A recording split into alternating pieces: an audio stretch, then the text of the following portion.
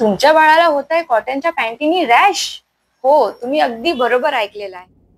मग आता मी काय वापरावे? कॉटनची पॅन्टी, कॉटनची लंगोट की मग डायपर? मलाच कळत नाही. नमस्कार, माझ्या चॅनलमध्ये तुमचं मनापासून खूप खूप स्वागत आहे. तर आज आपण बोलणार आहोत कॉटनची लंगोट किंवा पॅन्टी हितून होणारी रॅश. आपण आजपर्यंत ऐकले होते की डायपरनी रॅश होते, पण आजकाल हल्ली इवन माझ्या बाळाला सुद्धा कॉटनच्या पॅन्टी किंवा लंगोट याच्याने रॅश झालेली आहे. आपण आता त्याच्याबद्दल जाणून घेऊयात. कॉटनच्या चड्डीने रॅश होते का किंवा कॉटनची लंगोट याच्यामुळे खरंच रॅश होते का? जुन्या काळात तर आपल्या जे आजी होते, आई, ती जुनी लुगडी, धोतर, वापरलेले लुगडी, धोतर अगदी अगदी एकदम सॉफ्ट मुलायम झालेले असायचे, ते लहान बाळांसाठी लंगोट म्हणून वापरायचे. मग तेव्हा रॅश होत होती का? मग आपण असं कसं म्हणू शकतो की लंगोट वाईट आणि डायपर चांगलं? असं म्हणू शकत नाही. डायपर आपण वाईट आहे असंही नाही म्हणू शकत, कारण की डायपर आताची गरज आहे.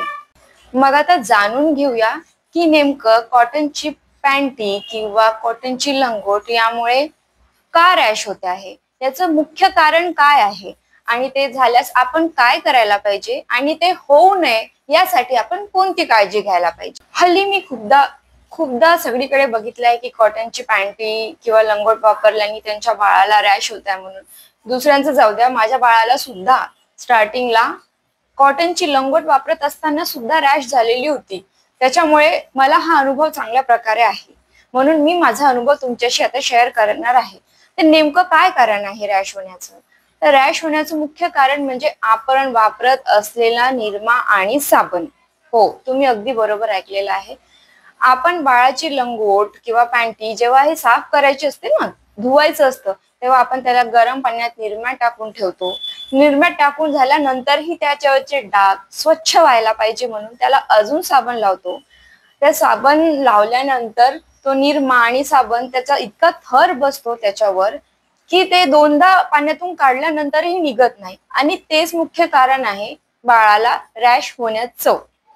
म्हणून आपण काय करायचं आहे, एक तर आपण निरम्यात भिजवून ठेवूयात किंवा आपण साबणनी त्याला स्वच्छ करूया. आता तुम्ही यापैकी कोणताही एक पर्याय तुम्ही निवडू शकता.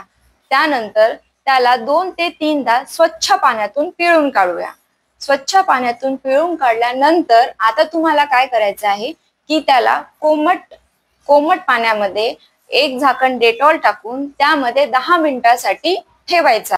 10 मिनिटानंतर लंगोट त्यातून पिळून काढून अजून एकदा स्वच्छ पाण्यातून पिळून काढायचे आहे. पिळून काढल्यानंतर त्यांना सूर्यप्रकाशामध्ये वाळवणे खूप गरजेचे आहे.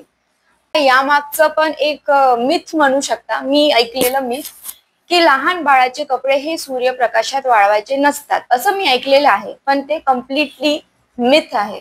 कारण की लहान बाळांचे किंवा मोठ्या पण सगळ्यांचे कपडे हे सूर्यप्रकाशात वाळवणे खूप गरजेचे आहे. कारण की सूर्यप्रकाशात वाळवल्यानंतर आपल्या कपड्यांचे निर्जंतुकीकरण होत असते आणि ते आपल्यासाठी खूप फायद्याचे आहेत.